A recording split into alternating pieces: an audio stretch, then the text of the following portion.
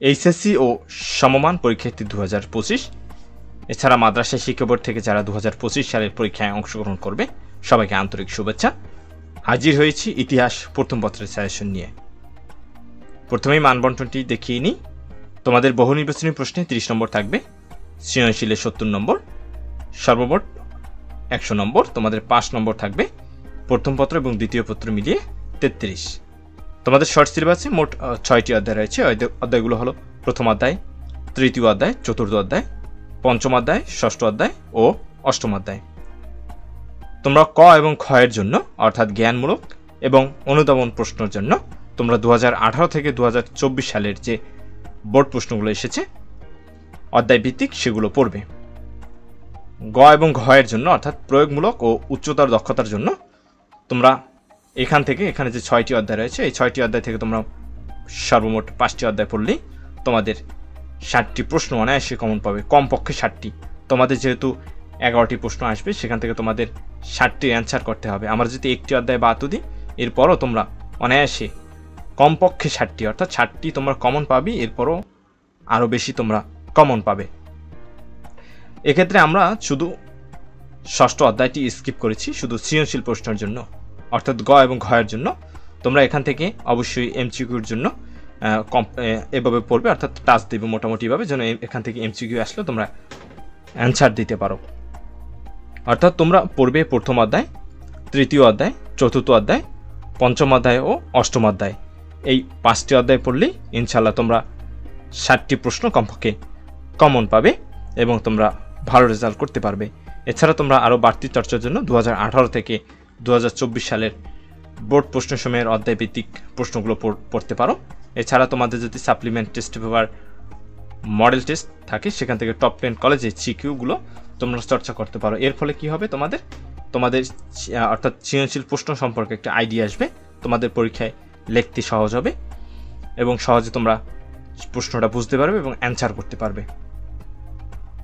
তোমরা এমসিকিউর জন্য যে বিষয়টা করবে সেটা হলো মূল বইটি সম্পূর্ণ বইটি ভালোভাবে পড়বে, বিগত সালের এমসিকিউগুলো তোমরা পড়বে। এছাড়া সাপ্লিমেন্ট টেস্ট পেপার থেকে টপ 10 কলেজের এমসিকিউগুলো তোমরা চর্চা করতে পারো। এখন দেখিয়ে দিচ্ছি অধ্যায় ভিত্তিক যে টপিকসগুলো তোমরা পড়বে, অর্থাৎ আমি তোমাদের সুবিধার্থে আমি যে 5টি অধ্যায় তোমাদেরকে দিয়েছি ইনশাল্লাহ এই 5টি অধ্যায় পড়লে এবং আমার এই সাজেশনটি ফলো করলে তোমরা 80+ নম্বর পাবে, তাতে কোনো সন্দেহ নেই। এখন এই অধ্যায় থেকে আমি কিছু টপিকস তোমাদেরকে দিয়েছি, যে টপিকসগুলো তোমরা অবশ্যই পড়বে। আর এখানে আমি প্রত্যেকটি টপিক্সের শিরোনামটা একটু শর্ট করে লিখেছি, তোমরা এগুলো তোমাদের বইয়ের সাথে মিলিয়ে সেখান থেকে এই টপিকসগুলো ভালোভাবে পড়লেই তোমাদের হবে, এর বাইরে কিছু তোমাদের পড়ার দরকার পড়বে না। শুধু এটা সিকিউর জন্য, তোমরা এমসিকিউর জন্য মোটামুটি সম্পূর্ণ বইটাই হালকাভাবে টাচ দেবে। আর সিকিউর জন্য অবশ্যই আমি যে টপিকসগুলো দিয়েছি এই টপিকসগুলো তোমরা ভালোভাবে পড়বে যেন তোমরা প্রশ্নের অ্যান্সার করতে পারো।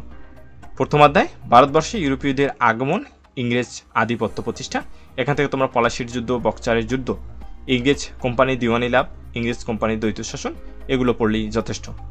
তৃতীয় অধ্যায় থেকে অর্থাৎ ইংরেজ উপনিবেশিক শাসন, ব্রিটিশ আমল, এখান থেকে তোমরা যে বিষয়গুলো পড়বে সেগুলো হলো lord Ripon, lord Curzon, sir Syed Ahmad Khan ও আলিগড় আন্দোলন, এরপরে মুসলিম লীগ, খিলাফত ও অসহযোগ আন্দোলন, তারপরে জিন্নাহর 14 দফা ও গোল টেবিল, তারপর লাহোর প্রস্তাব, পূর্ব বাংলার রাজনৈতিক অবস্থা।